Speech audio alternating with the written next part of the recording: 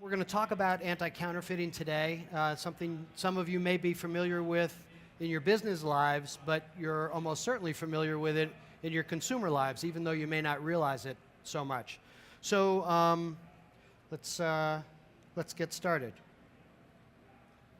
So anti-counterfeiting or unauthorized products are typically are a rampant problem. They're a rampant problem here in the US even, globally for sure. We face it again in our business lives, certainly in our consumer lives. There are some global estimates that say that anti-counterfeiting costs in the neighborhood of $700 billion a year. That number is really hard to pin down. Those are estimates only. It's really almost impossible to know exactly what that is. One thing we do know is that brand owners and all of us as consumers have a huge interest in this. And brand owners are always looking for ways to do something about it. But they often need help in how to navigate their ways through it, and so do converters. And so today we'll just kind of walk through some of the highlights of anti-counterfeiting technologies and maybe some of the implementation things, what to look for, what to avoid, etc. If you'll notice on the top right of this slide, there are a number of terms there. And so we're not only really concerned with anti-counterfeiting here, but some of those other terms. I won't go through all of them or their meanings. Be happy to fill you in afterwards. But I guess keep in mind, this is not only narrowed to anti-counterfeiting. It's really more encompassing than that. And on the bottom right are really some of the hazards that come from unauthorized products being in the marketplace. And they're serious, they're hugely expensive, and again, brand owners are very, very interested in how to get rid of those.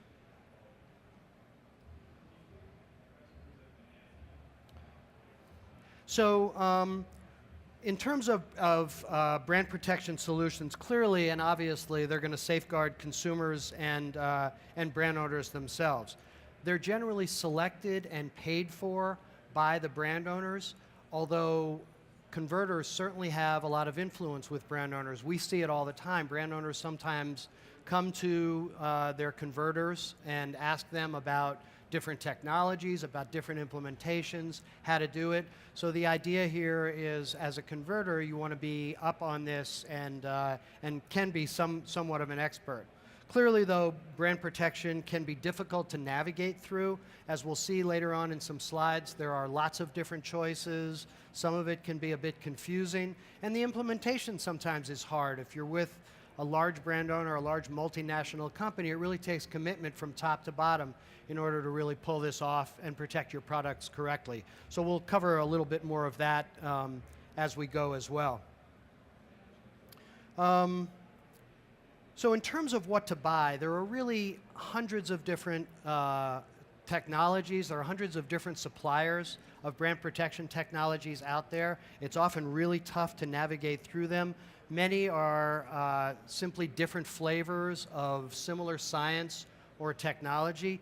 And there's also a fair amount of vaporware or false claims out there. So if you step back for a minute, if you think about it, you know, it's not so hard, probably, to show a sample or to demonstrate in a conference room a brand protection technology. The hard part comes when you have to work with a multinational brand owner, for example, and do this millions or billions of times in a production environment at a variety of different, on a variety of different continents around the world, and come up with a uniform and consistent program from a production standpoint. So that's really some of the tough part.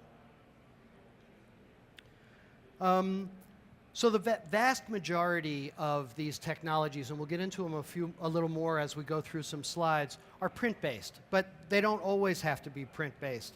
And typically there are overt, semi-overt, or semi-covert, and completely covert technologies, and it's probably worth a pause here just to make sure we get some of these terms straight. So an overt technology, we'll start with that, is a technology that anyone can look at and see.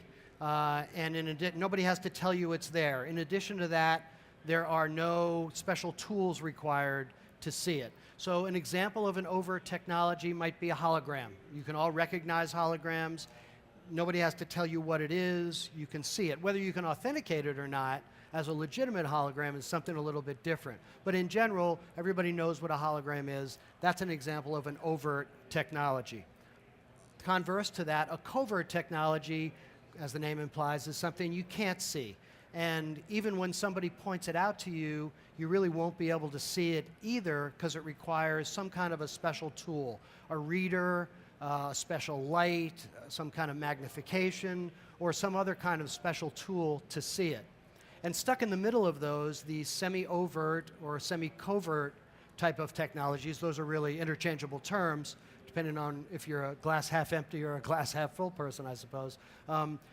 But those technologies typically are defined as things that you really can't see unless somebody points them out to you, but once they do point it out to you, you don't need any special tools to see it. And as we go through some of these technologies a little bit later in the presentation, I'll highlight that. I'll show you some examples of a semi-overt or semi-covert technology. Moving on to the next bullet point, these technologies can be employed either on a package or sometimes on a product, and actually sometimes in a product as well. So they're very diverse. Even though some of them are print-based, others are not necessarily print-based, as we'll see as well. These technologies can be employed as an ink or a coating or a varnish or as an adhesive, and they involve something called taggants. Think of a taggant as really nothing more than a chemical marker that goes into an ink or a coating or an adhesive or something like that in very low loading, and then in turn there's some way to detect that. And again, we'll see a little more of that when we talk about taggant reader systems a little bit later in the presentation. We can also think about simple authentication, and simple authentication really is nothing more than, think of a pass-fail or a yes-no. It either is authentic or it isn't. That is kind of the typical anti-counterfeiting technologies that would be out there. However, there are more complex and comprehensive programs that involve track and trace for anti-diversion and serialization. Those are a little bit different and a little more complex as well. And on the last point there, we often do this in a layered effect. Regardless of what anybody might tell you, there is no bulletproof technology out there. Anything that a counterfeiter either can see or is aware of, he can try to fool some of the people some of the time. And so because there is no absolute bulletproof technology, we often employ these with several layers. So several different technologies really aimed at different places in the supply chain. One of the things we generally ask is a very simple question. Well, who at the end of the day is going to authenticate this, this package, for example? So it could be a consumer. So just a word on consumer authentication. You know, typically consumers are miserable discerners of what's authentic and what isn't.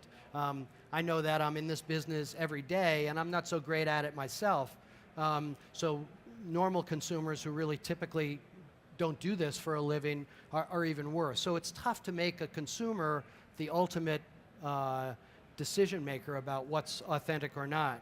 So again, going back to the point, you can think about who's going to authenticate this. Could be a consumer, could be law enforcement, a customs official, could be a company investigator, a private investigator. There's a whole range of different places and people that can authenticate items throughout the supply chain. And there's no one answer to that. In fact, most higher level brand protection implementations involve multiple people. So you might want a consumer to do a front end screening for you, or a retail investigator to go in to a big box store and scan the shelves a little bit. But you also might want to have a company investigator have a technology that might be the ultimate arbiter of what's real and what isn't, or some kind of analytical type of of technology, forensic technology, which we'll see again in a minute as well. So there are a couple of reasons for this layered technology, as I mentioned. One would be to have contingency and some redundancy in the security that you employ. And the second reason would be that there are a variety of people through the supply chain that can implement this, and you don't necessarily want to stick to only one of them.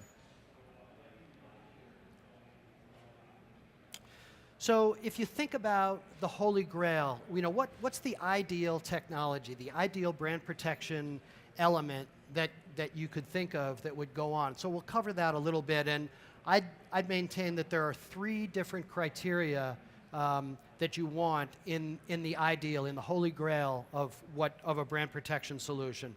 So the first is you'd like it to be overt. Now, one of the things I want to preface this by saying is that the ideal, the Holy Grail, doesn't exist, but I am going to walk you through what it might look like, and someday perhaps it does exist, or it will exist. So the ideal one might be overt. So again, you might want anybody to be able to see this. By the way, these three are in no particular order that I'm presenting them. The second element, the second criteria might be that you want it to be affordable. And affordable is a relative term. As you might imagine, if you're protecting high-end watches or luxury items, affordable to you might be more money than someone protecting toothpaste or a personal care item someplace. So affordable is a relative term, but clearly whatever element is imposed or implemented, it needs to be affordable. And the third one would be you want it secure. And the idea of secure is you want to make sure that there aren't, that these technologies aren't readily available every place, because counterfeiters are a pretty insidious group, and they're pretty good at the technology side. They're pretty good at fooling some of the people some of the time, and they have the enormous advantage that they don't have to follow the law to do it. So these are the three elements or the three criteria you would find in the Holy Grail out there. And again, I'd maintain that there really isn't one technology out there that encompasses all of these, and let's just look at a few examples of these. So the first might be an embossed hologram. Again, most of you are probably familiar with embossed holograms. Clearly, they meet the criteria of being overt. Anybody can see them. And they meet the criteria of being affordable. For the most part, they're generally pretty affordable. Again, I would contend that if they fall down in one area, it would be on the secure side. They're not necessarily secure. And again, if you think about these two terms of overt and secure, they're often mutually exclusive terms, because anything that a counterfeiter can see, he can take a stab at and try to mimic in some way. So it's difficult to get those two together, but there are some technologies, as we'll see in a minute, that do that. So an embossed hologram, again, we cover pretty well with embossed holograms the overt side and the affordable side. Secure, not so much. The next one would be photopolymer holograms, a little more sophisticated, a little more high-end on the hologram side, and also some special effect inks, and we'll see some of those as we go through the presentation. We start to look at specific technologies. Well, those two, again, they're pretty good on the overt side, and they're pretty good on the secure side.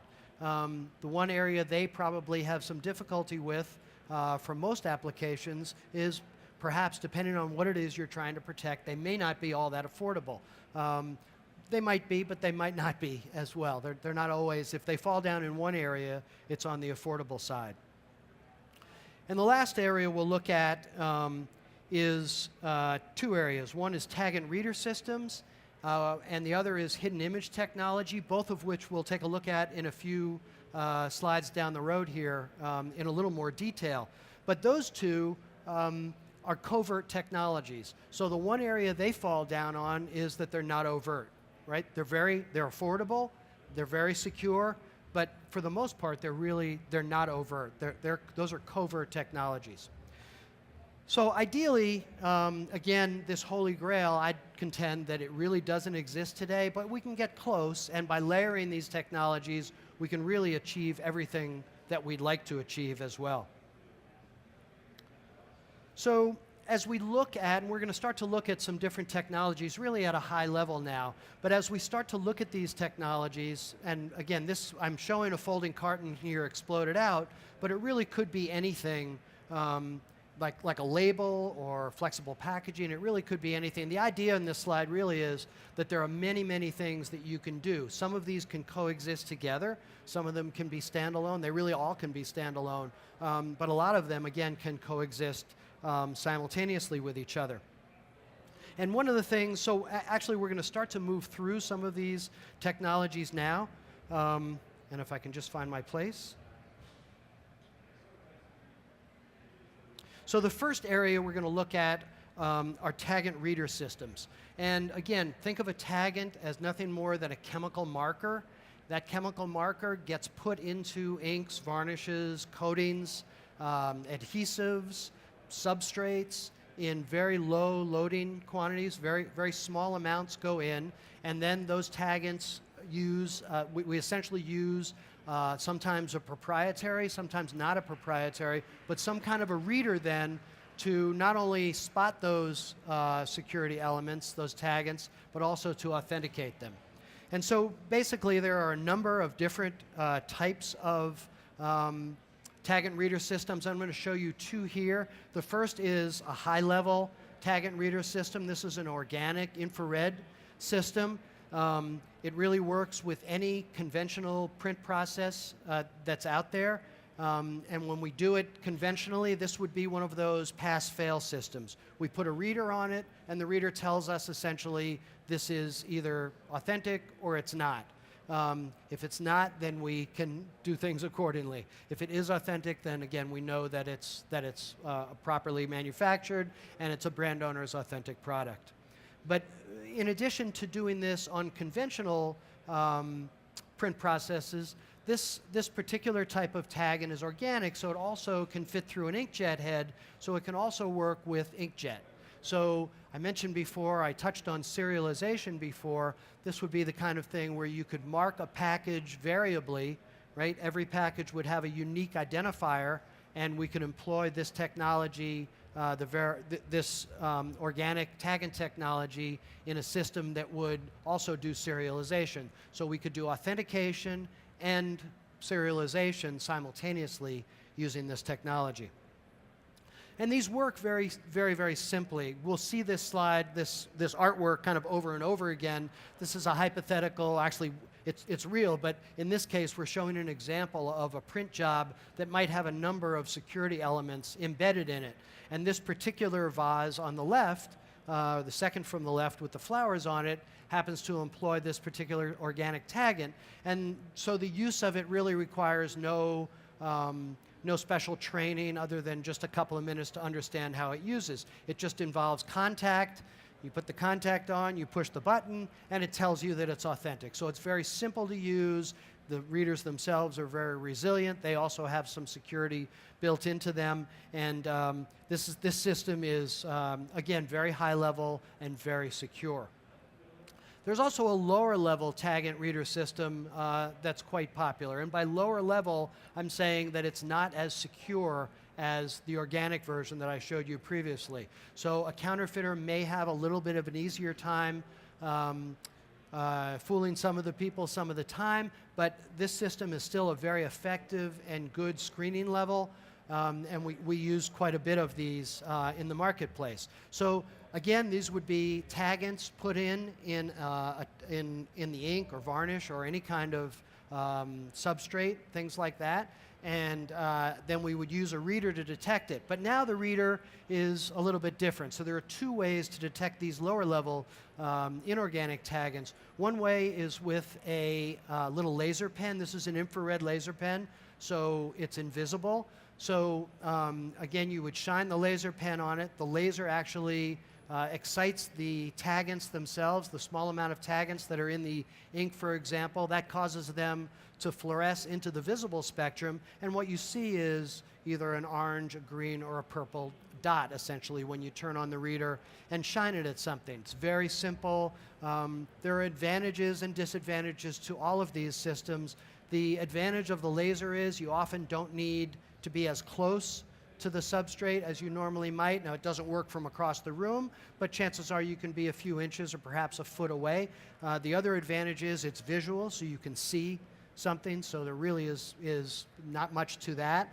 The disadvantage is that it's a laser, and lasers carry some risk to them, as you all know, particularly now with more scrutiny about lasers, with people shining them at airplanes going by airports and things like that. So the laser itself carries some risk, some health risk with it. The second way to authenticate these is with a little handheld reader or a key fob reader. There are other readers that are used in this system as well. And that would give you a signal, usually an audible signal, and perhaps a light on the reader when it sees something authentic. And it's very, very, very simple. As we saw, again, we'll look at our label here with the number of technologies on it. And as you can see, on the label on the left has this lower level inorganic technology on it. And it's a matter of just holding the reader on it, pressing the button, the light goes on, and we get a tone that tells us it's authentic. If we were to put this on someplace where there was no inorganic taggant, it would just simply not, you would get nothing, essentially, no beep and no light. And finally, along the lines of taggant reader systems, there are forensic taggants. Now, these are taggants with the previous two taggants, the high level and the lower level. We found that we were able to field authenticate anywhere in the world with these readers. You can authenticate something in the field. Forensic taggants are a little bit different. And because they're used in a court of law, these samples would generally be shipped to a third-party lab someplace and then analytically evaluated for the presence of this taggant. You can think about forensic taggant, for example, if think about it in the electronics industry. If a battery were to burn, blow up in a phone or hurt someone after the fact, if the battery had been printed, for example, with some taggant-based ink or taggant-based varnish, you would be able to then forensically tell that this was an authentic battery or not. So these forensic taggants are used a little bit differently, and again, they are defensible in a court. The next area we're going to talk about is smart sensor technology. This is a very new and unique area. Again, I won't explain it in very much detail here, but it's a really fascinating technology and has just been employed in the last couple of years. So, whoops, sorry.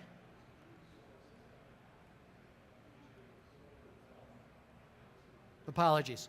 And so what this is in any instance where you might have a dispenser and a refill relationship, what we can do is put a very low-cost sensor in that dispenser and use a taggant on the refill and marry those two together.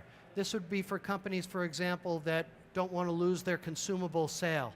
And so they would match the refill to the dispenser, and the sensor can first authenticate to make sure that's a legitimate or an authentic refill, and then it can actually identify and decide, well, what kind of refill is it? One of the examples I use typically is, think of hand soap. You know, you stick your hand under a hand soap dispenser, and if it had this technology in it, first it would authenticate the refill and make sure it was an authentic refill, and the next thing it would do, and this is all in a split second, the next thing it would do is say what kind of refill that is. So if it were a hand soap, perhaps it gives you 1 spritz. If it were a hand lotion, well, perhaps it maybe gives you 2 spritzes, but that's all done automatically. And again, the key to this is it's a taggant system that uses these very, very low-cost sensors in dispensers that can be very, very high volume.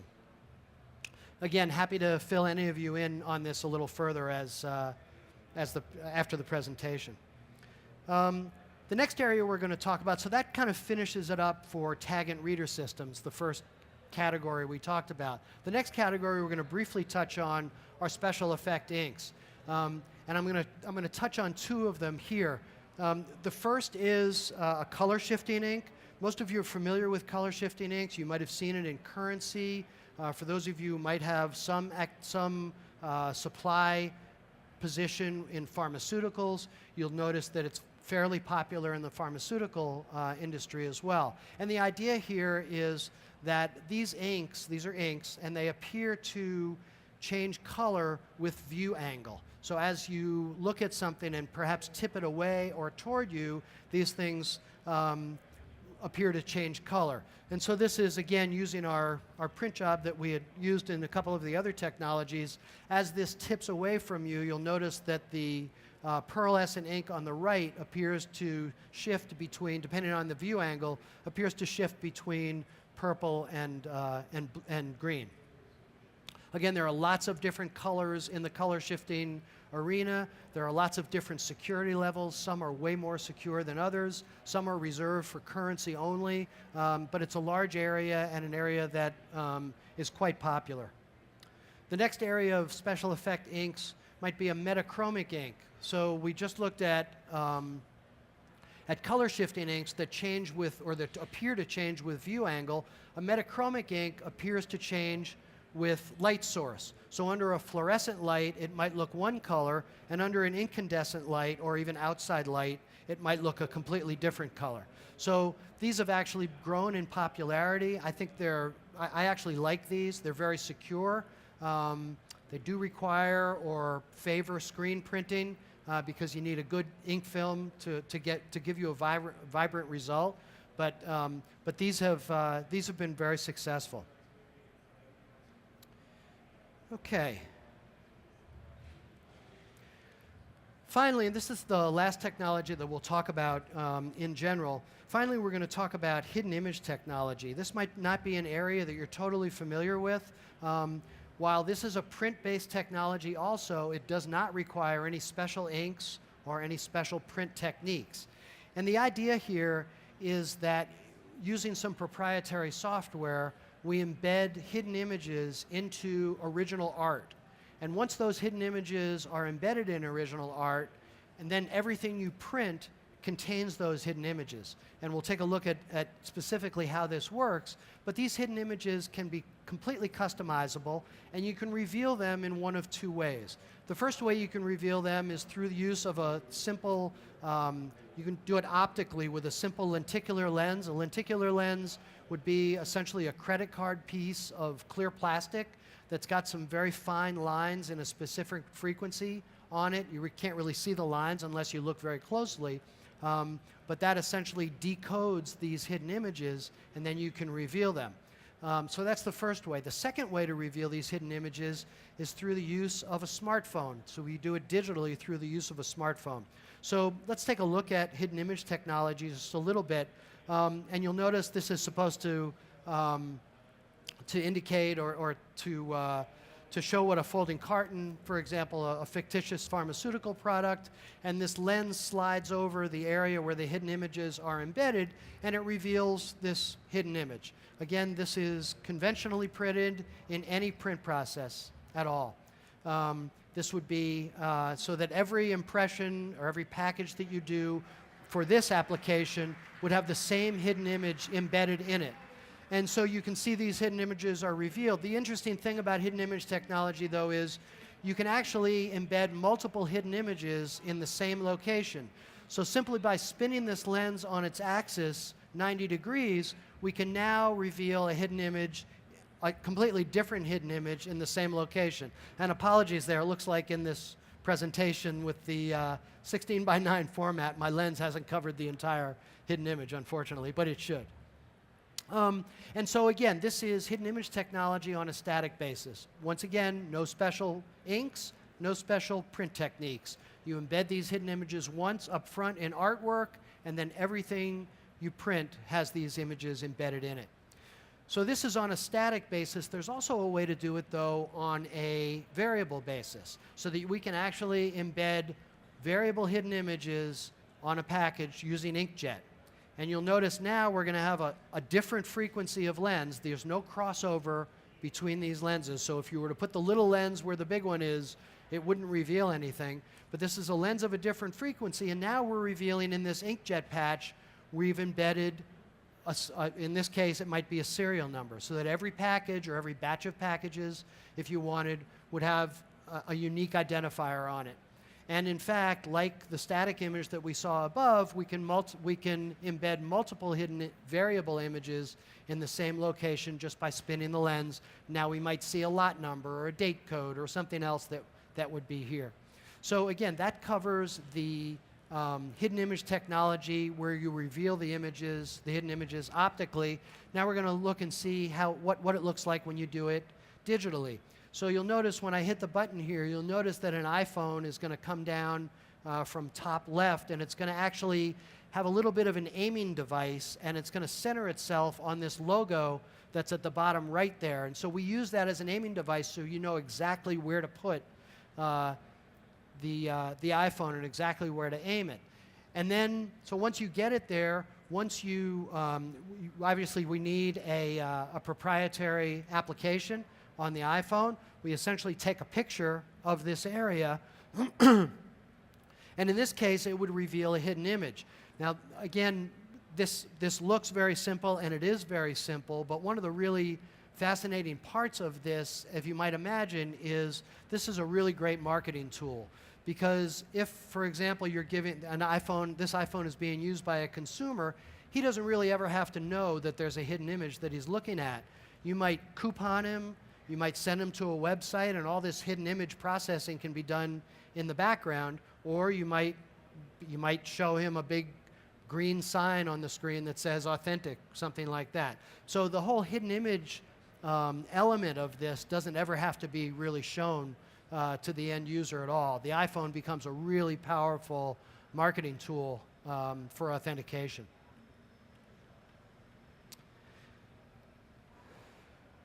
Pardon me.